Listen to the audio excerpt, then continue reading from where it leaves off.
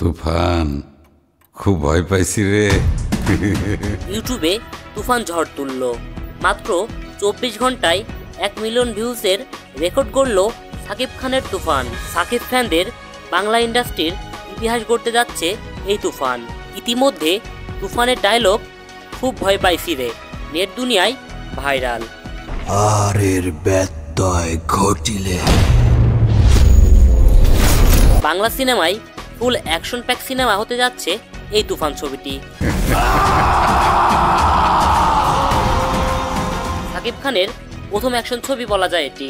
সাকিবিয়ানদের জন্য এর চেয়ে খুশি আর কিছু হতে পারে না। সাকিব খান বাদেও ছবিতে আরও জনপ্রিয় শিল্পী অভিনয় করেছেন।